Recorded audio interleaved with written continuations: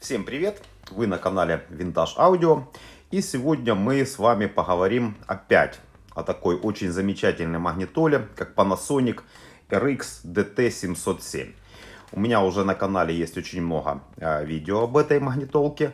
И я хочу продолжить, как говорится, цикл, рассказывать о функционале этих магнитол, точнее этой магнитолы, и о своих особенностях. Не переключайтесь, дальше будет интереснее. Маленькая такая ремарка, немного предисловия за эту магнитолку. Значит, магнитолу начали выпускать в 91 году. Появилась она в продаже по одним данным в 92 году, по другим данным в 93 году. И вот, к примеру, то, что я нашел в интернете, есть реклама от 1992 года. А вот, к примеру, посмотрите на фотографию, это сделано изнутри этой магнитолки, там четко видно, есть отметины о том, что 91 год, начало производства. Но не об этом. Недавно я созванивался со своим подписчиком, мы с ним разговаривали за этот аппарат. И так, вскользь разговора мы затронули некоторые такие функции, там, к примеру, ATLS функция, потом функция Title, что это такое, для чего CD Edit. И я решил разобраться полностью, все-таки для чего каждая функция это есть. Для этого я взял наконец-то инструкцию и начал инструкцию конкретно изучать. На самых интересных функциях я остановлюсь немножко поподробнее. Ну что ж, давайте начнем. Смотрите, самая такая элементарная, значит, когда у нас аппарат включен в 220, у нас горит стендбай. Но если аппарат будет подключен к батарейкам, то будет гореть тейп на выключенном аппарате. И чем ярче будет гореть тейп, тем будет это говорить о том, что батарейки заряжены хорошо. Чем тусклее или вообще тейп потухнет, значит это говорит о том, что батарейки нужно уже поменять. Кассетная часть. И вот тут, как говорится, начинаются уже более интересные вещи. Обратимся мы, пожалуй, сначала к самой инструкции. А тут написано, что не рекомендуется использовать пленки больше 90 минут. То есть 120-минутная пленочка у нас не сильно будет хорошо воспроизводиться. Очень интересно. Очень. Что-то я как-то об этом не думал. Дальше. Рекомендация от самого Panasonic, значит, протирать головку, протирать прижимные ролики и протирать тон валы через каждые 10 часов. И вот такая вот тут есть картинка интересная. Вот как вот что нужно протереть. Хотя честно вам скажу, ну ладно, еще как-то можно головки протереть. Возможно, хоть чуть-чуть как-то подлезть к тонвалам. Но вот протереть прижимные ролики без разборки, ну это фантастика. Там очень неудобно. Идем дальше. Вот у меня в руках лентопротяжка. И что мы, значит, здесь видим? Левый карман, правый карман. Левый карман, обратите внимание, у нас есть только два концевичка. Один концевичок, вот этот левый, отвечает за то, что дека понимает, что вставлена кассета, а второй концевичок говорит о том, что эта дека может работать с вторым типом пленки. Видите, он проваливается. Проваливается, если мы вставляем первый тип пленки, кассетку, сейчас вот так вот, то он нажимается. О чем это говорит? Это говорит о том, что левая дека с четвертым типом пленки работать не может. Правая дека. Здесь все получше. Здесь у нас концевиков много, потому что эта часть пишущая. И, как мы уже можем увидеть, вот у меня четвертый тип пленочки. Вот наш концевичок один запал, другой нажался. То есть вроде как хорошо, вроде как с четвертым типом пленки работать умеет. Но есть маленький нюанс. Читаем инструкцию. При записи использовать пленки первого или второго типа.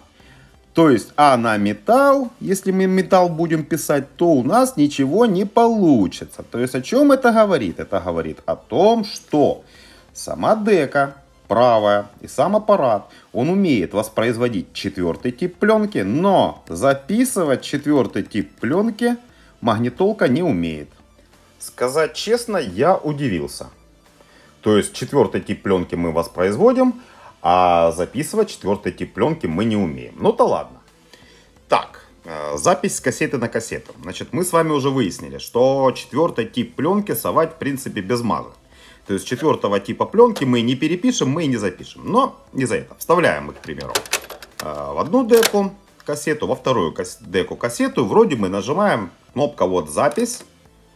Если мы нажмем еще раз, ничего не происходит. Если мы нажмем на play, то у нас просто пойдет запись на правом кармане. Больше ничего. То есть он будет записывать только входной сигнал.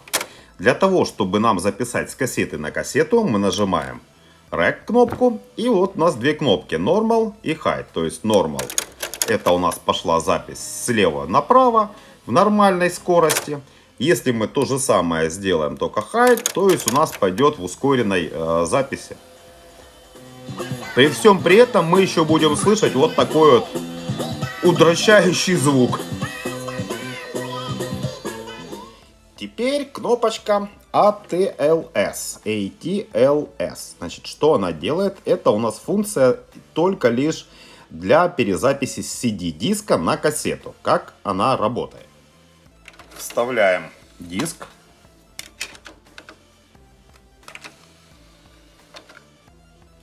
Диск прочитался. Если мы просто нажмем на кнопку ATLS, у нас он будет писать error.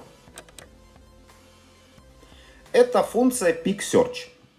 Она ищет на диске самые высокие пики и в автоматическом режиме снижает все это дело для лучшей записи. Значит, как это теперь работает? Нажимаем на запись. И после этого нажимаем ATLS. И вот что происходит. Он начинает полностью идти по диску, вот такой звук при этом.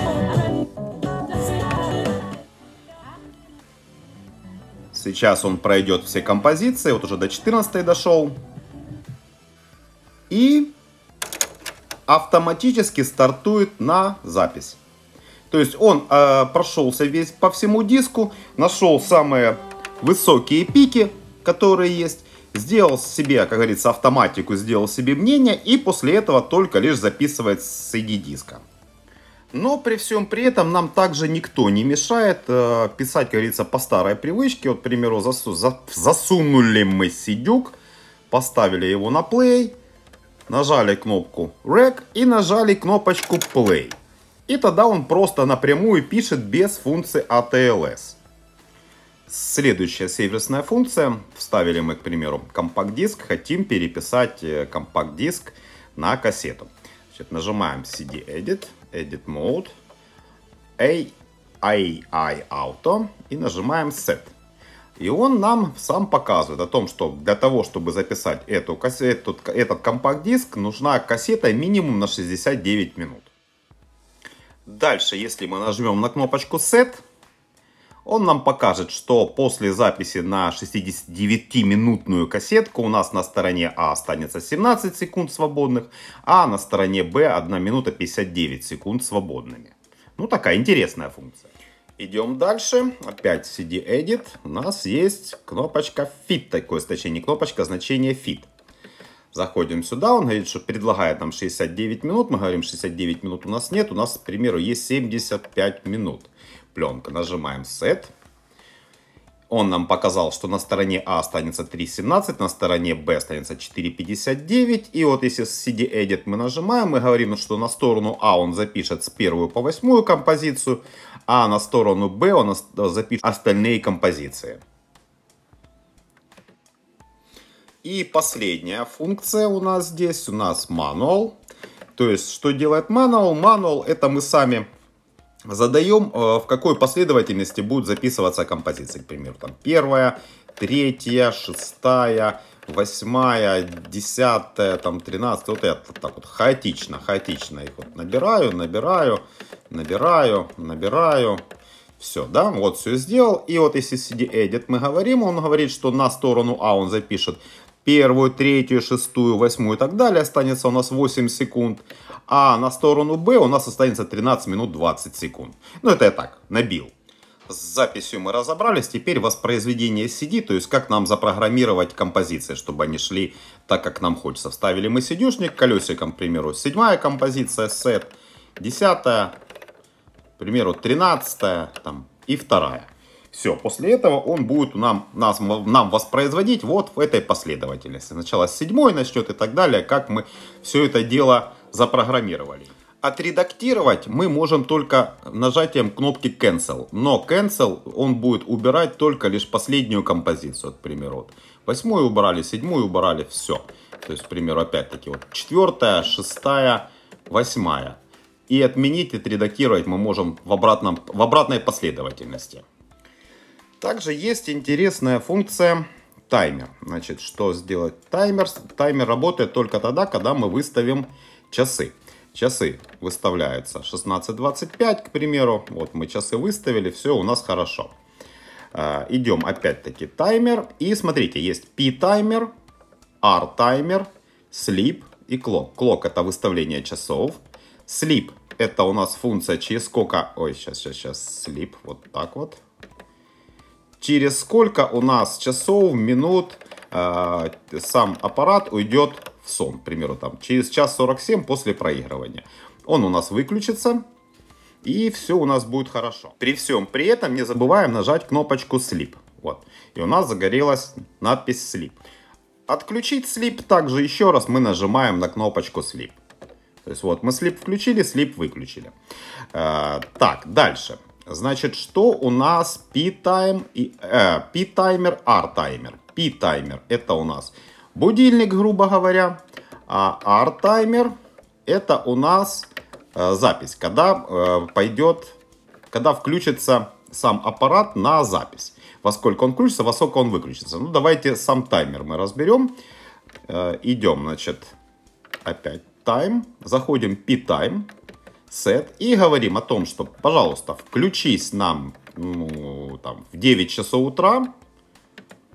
И выключись, к примеру, в 10 часов тоже утра. То есть через час. В 9 включись, в 10 выключись. Set подтверждаем и говорим play timer. Все. У нас загорелась таймер. 16:27. Сейчас он показывает общее время. Все. И у нас аппарат переходит в сонник. И в определенное наше время, которое мы запрограммировали, он у нас включится. И потом через час выключится. По аналогичной же системе мы делаем запись. К примеру, запись включаем в 1 ночи. Выключаем в 2 часа ночи. И нажимаем, сейчас set, подтверждаем и нажимаем Rec. Rec, потому что у меня там кассетки нет. И последняя очень интересная такая функция, вот такая кнопочка есть Title. Значит, что она делает? Мы можем сами записывать, программировать названия своих CD-дисков и также название радиостанции. Значит, смотрите, CD-дисков, как говорит мануал, мы можем записать название до 20 штук, а этих самых, скажите, радиостанции мы можем записать 30, но по 10 на каждый диапазон. Значит, как это работает? Вот я вставил компакт-диск, вот Daido. Что мы делаем? Нажимаем на Title и нажимаем на Set. Видите, начинает моргать у нас. Колесиком пишем D, подтверждаем Set, I ищем, опять Set, опять ищем D, Set и O. Где у нас тут O? Чтобы не промахнуться, вот так вот. И нажимаем Set, дальше Set, Set, Set, Set. И вот теперь у нас написано Daido. Видите? И теперь каждый раз, когда я буду вставлять этот компакт-диск, вот мы его вставляем, мне на экранчике будет писать его название. Сейчас он его прочтет. Вот смотрите. Оп, Daido. Красота. Мне жутко нравится. И последнее. Последнее мы рассмотрим радио. Значит, как нам запрограммировать станции. Смотрите, к примеру, мы нашли какую-то волну. Вот 101,8. Мы нажимаем Set. Моргает программ. И говорим, к примеру, в 6-ю ячейку памяти. И нажимаем опять подтвердить. Вот у нас 6-я ячейка памяти. Теперь как назвать нам эту станцию? Заходим мы Time Mode и переходим в Preset. Есть у нас Preset. К примеру, мы говорим, вот она у нас 7-я. Нажимаем Title, нажимаем Set и опять, к примеру, пишем там BBC. BBC. Подтверждаем, все, у нас BBC. И вот теперь смотрите, когда мы переходим между станциями, вот, к примеру, у меня первая радио Рок, вторая у меня Kiss FM, тут не подписано, не подписано, не подписано, не подписано, а вот седьмая у нас BBC. Ну что, друзья, в принципе, все, что я хотел рассказать о таких вот функциях, которые вот скрыты очень далеко и которые были, в принципе, не особенно понятны, я рассказал. Я надеюсь, что кому-то это видео принесет пользу. Я прекрасно понимаю о том, что много людей есть, которые знают об этих всех функциях, ну и, к примеру, очень много есть тех, кто о них не знает. Ну что, и на этом я заканчиваю свое видео. Напомню, это было у нас видео за такой великолепнейший аппарат Panasonic RX DT707, в простонародье Кобра. Это правильная Кобра, самая первая. Всем мира, добра, подписывайтесь на канал, ставьте пальчик вверх. Нет войне, нажимайте на колокольчик. Пока-пока.